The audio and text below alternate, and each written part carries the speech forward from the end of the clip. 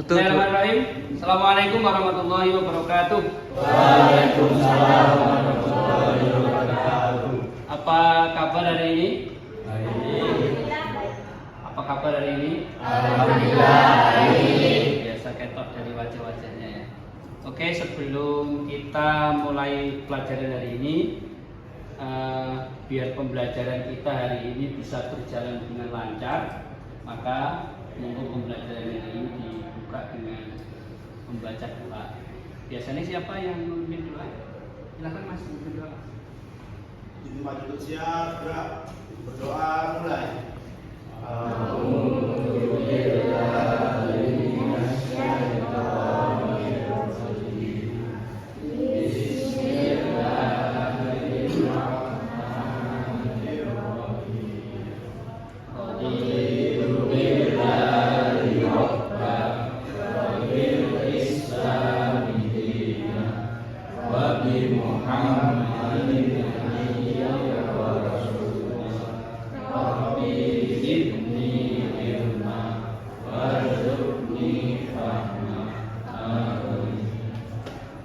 Ya, terima kasih. Semoga dengan doa ini pembelajaran hari ini kita menjadi lancar ya, menjadi bermanfaat. Sebelum Bapak masuk ke materi, akan coba saya absen terlebih dahulu. Nanti yang saya panggil bisa tunjuk. Mana ya? Ahmad Zakaria,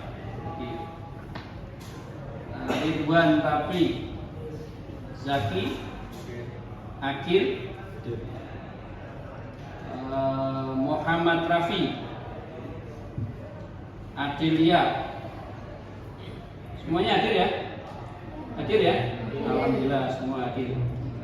Anak-anakku, pada hari ini kita akan belajar tentang prinsip dan praktek ekonomi dalam Islam. Yang mana pada hari ini kita akan fokus di jual beli, karena di bab ini itu ada banyak ya, ada jual beli, ada hutang piutang, ada perbankan, kemudian ada sikah, ada banyak tentang muamalah di dalam prinsip ekonomi. Namun pada pertemuan hari ini kita akan fokus di jual beli. Ini yang akan kita bahas pada hari ini. Sebelumnya kita akan mengingat dulu pelajaran yang kemarin, minggu kemarin. Masih ingat tentang apa? Tentang perawatan jenazah. Ada yang masih ingat perawatan jenazah atau kewajiban seorang muslim terhadap jenazah itu apa saja? Siapa yang bisa? Ya, coba Mas. Memandikan. Satu Memandikan. memandikan, dua Mengkafani. mengkafani, tiga Mensolati. mensolatkan, empat Menguburkan. menguburkan. Jadi kalau ada orang yang meninggal di sekitar kita, di sekitar rumah kita, itu kita punya kewajiban empat itu. Satu memandikan, dua mengkafani, tiga mensolatkan, yang keempat ikut menguburkan. Ini kewajiban orang Islam. Kewajibannya fardunya namanya fardu kifayah. Kalau nanti kalau ada orang meninggal jangan takut, yang malah harus ikut merawatnya. Malah pahalanya luar biasa. Itu. Kemudian kita akan tunjukkan dulu yang akan kita pelajari KD-nya, ya. Kita akan fokus di sini, menganalisis prinsip-prinsip dan praktek ekonomi dalam Islam. Indikatornya ada tiga, nanti menjelaskan jual beli, kemudian menganalisis kandungan ayat tentang jual beli ada di surat Al-Baqarah ayat 275, kemudian yang terakhir menjelaskan atau menganalisis syarat-syarat jual beli. Jual beli sing sesuai syariat itu sing seperti apa? Nah, itu yang akan kita bahas. Kemudian yang terakhir nanti menyajikan atau mempresentasikan tentang kegiatan ekonomi yang sesuai dengan syariat Islam. Mas, di sekitar kita setiap hari kita menyaksikan bentuk transaksi ekonomi, betul?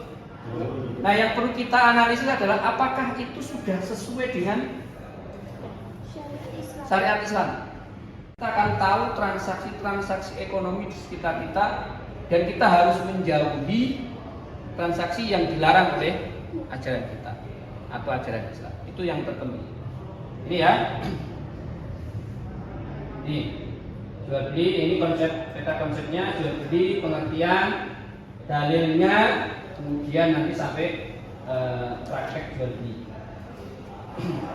Jual beli menukar sesuatu, uang dengan barang atau barang dengan barang sesuai dengan aturan tertentu, ada akadnya, ada ijab kabul. Ini sudah sering kita lakukan. Setiap hari kita pasti melakukan transaksi. Tiap hari ke kantin ya, jajan di kantin ya, itulah namanya jual beli. Yang tidak boleh di kantin itu jenengan dipuk bakwan 5 ning ngomongnya 3. Nah, itu haram. Ada?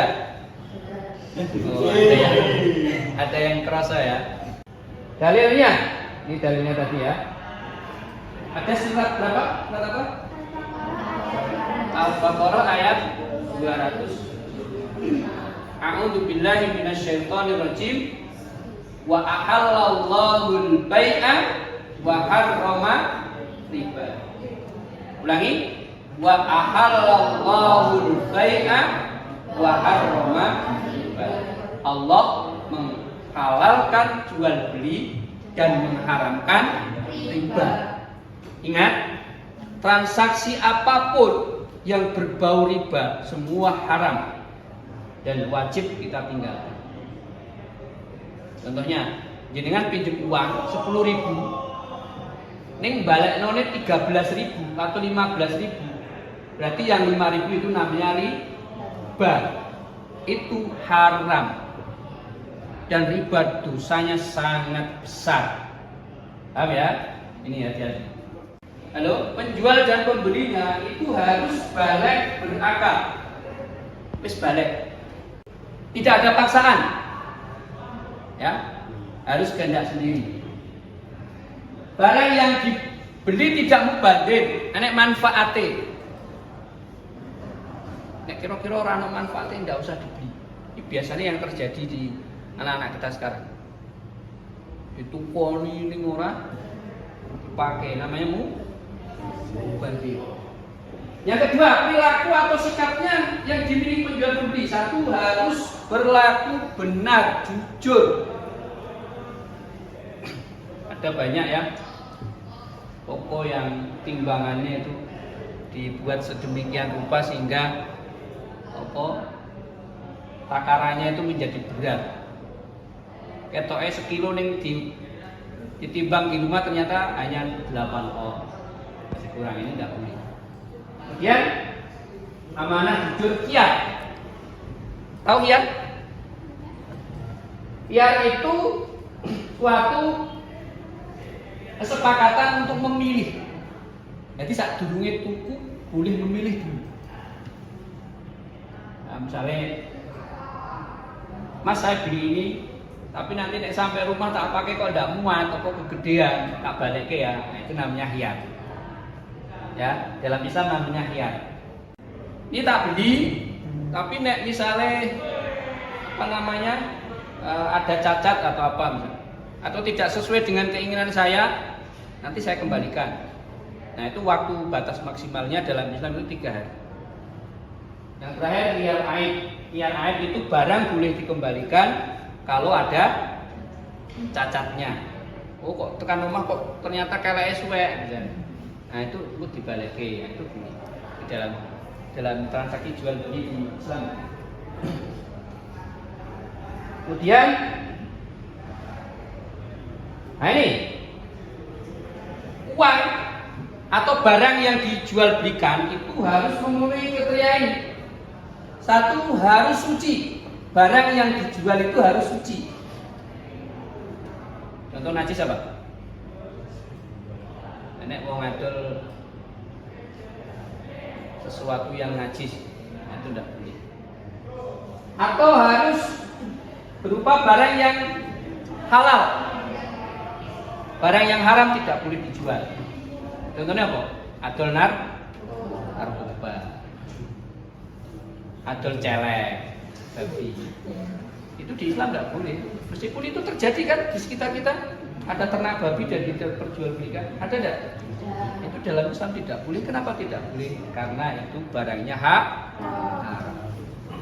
Itu ya, bisa dipahami ya? Bisa? Bisa. Kita lanjut.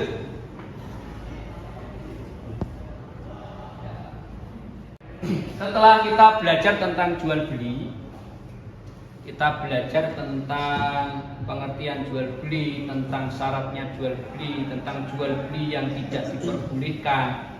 Maka hari ini kita akan berdiskusi. Bapak Guru akan tampilkan satu video sebuah kasus tentang transaksi jual beli. Nanti silakan masing-masing kelompok sudah ada tugasnya. Perhatikan video tersebut dengan baik, kemudian diskusikan, analisis video tersebut.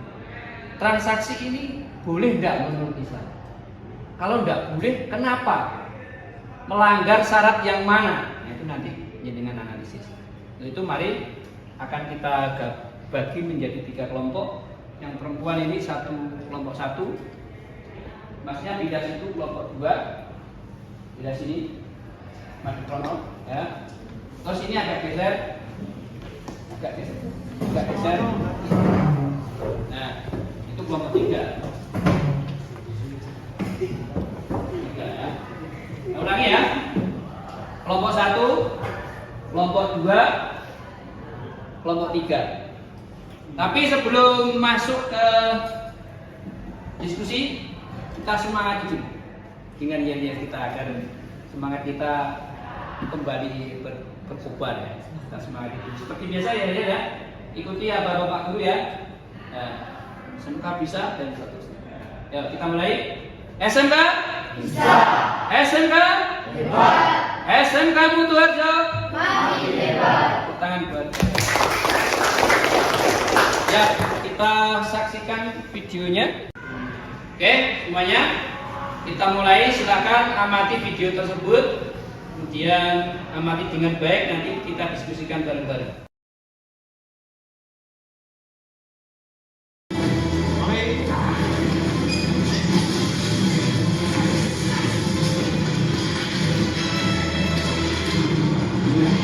Aman bang, cakep.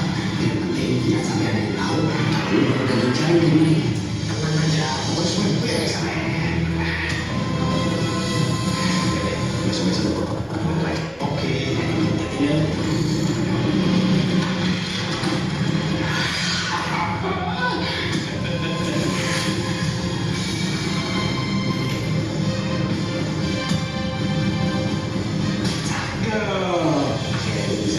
Cewek lagi.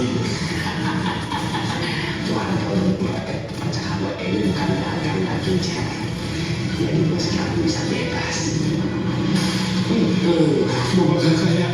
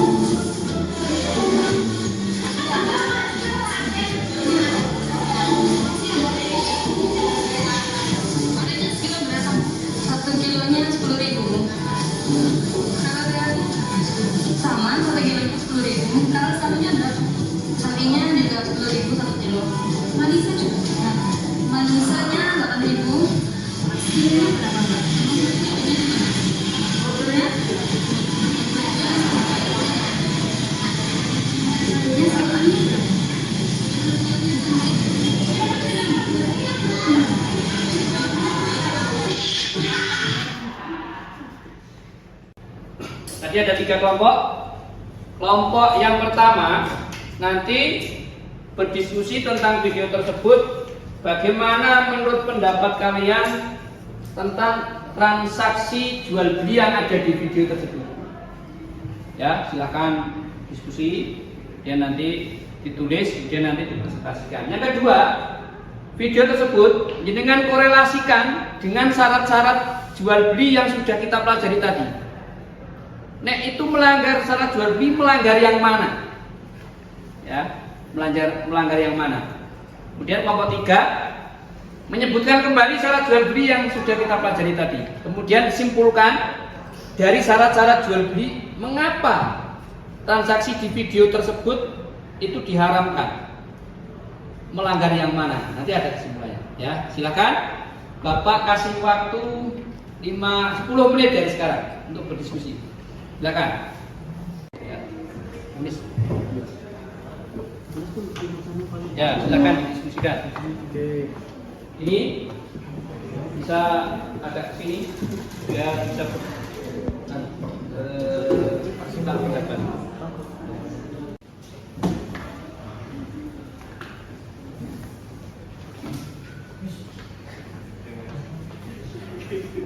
Sebelumnya, Assalamualaikum warahmatullahi wabarakatuh. Waalaikumsalam warahmatullahi wabarakatuh.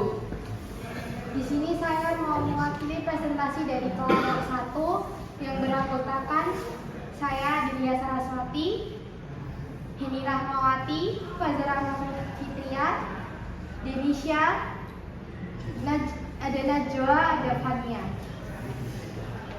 Dalam video tersebut, satu transaksi jual beli yang diharamkan. Yang A, penjual celeng termasuk diharamkan karena barang yang dijual selain najis juga haram dikonsumsi. Yang kedua, transaksinya curang. Dalam hal ini penjual mengurangi timbangan sehingga akan merugikan pembeli. Selain itu masuk kategori penjual yang tidak jujur. C, penjual membuat aturan sepihak tanpa sepengetahuan pembeli, yaitu dengan menuliskan barang yang disentuh harus dibeli. Jelas ini merugikan pembeli karena pembeli tidak tahu ada aturan itu. Sekian presentasi dari saya. Wassalamualaikum warahmatullahi wabarakatuh. Ya, ada pertanyaan? Kelompok lain? Kelompok lain ada pertanyaan? Bisa begini? Tanya ada apa, Mas? Yuk, ngaco. Tentang yang disampaikan tadi. Katanya tadi semuanya haram. Dari yang menjual celeng, dari yang timbangan tadi, kemudian yang terakhir tadi malah lucu tadi yang dipegang harus dibeli. Nah itu gimana? Ada pertanyaan? Ada yang pernah mendapati kasus seperti itu? Coba tanya Mas, tidak apa-apa ya. Bebas. Pak, Ya, apa yang terjadi kalau orang yang sudah terlanjur makan babi jika tidak mengetahui? Apa yang terjadi jika orang tersebut tidak mengetahui makanan babi itu sudah terlanjur termakan? Ya, enggak.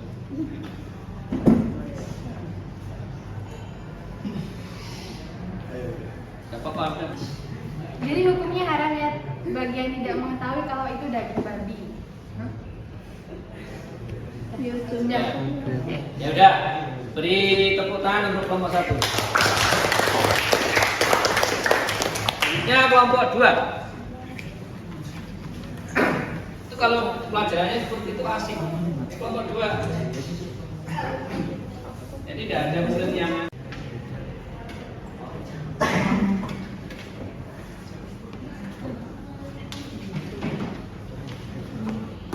kelompok 2 tentang video tersebut dikorelasikan dengan syarat jual beli yang sudah kita bahas. Ya, silakan.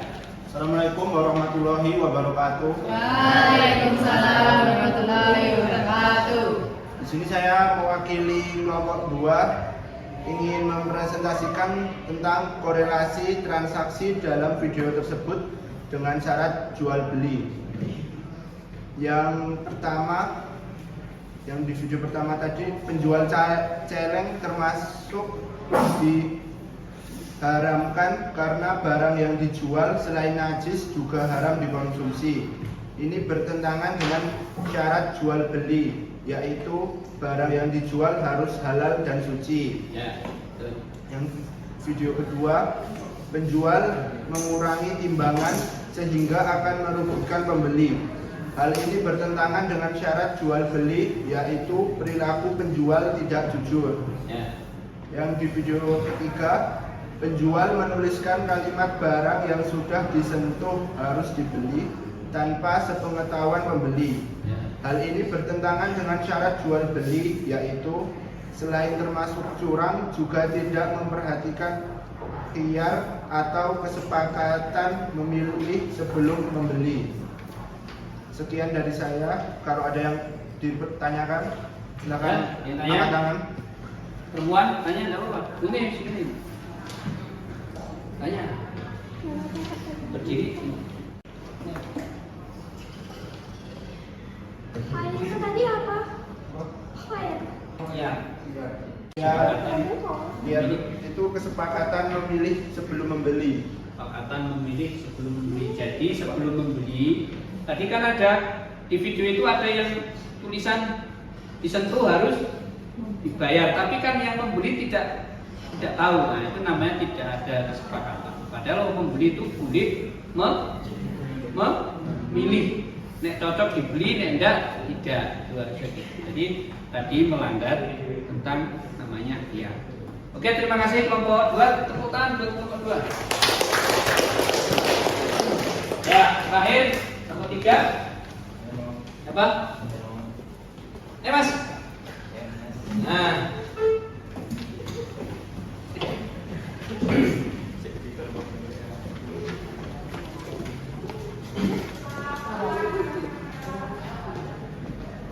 Kelompok 3 tentang menyebutkan kembali syarat jual beli, kemudian menyimpulkan dari video tadi dikaitkan dengan syarat jual beli. Ya.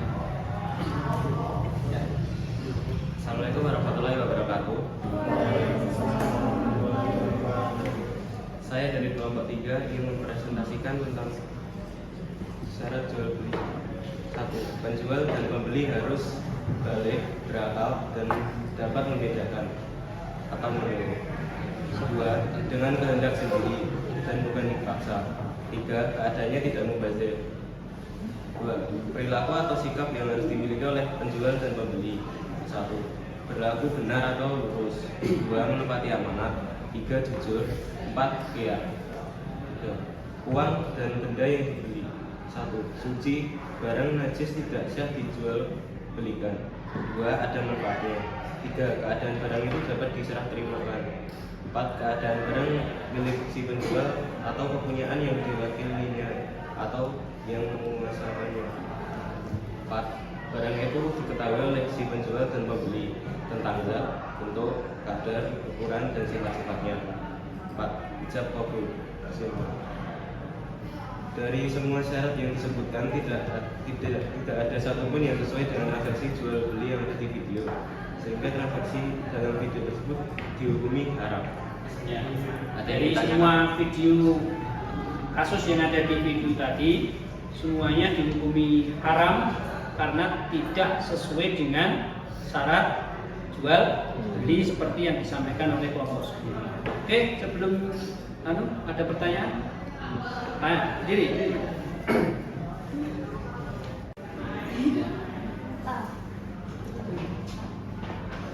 Makanya jual beli online itu gimana?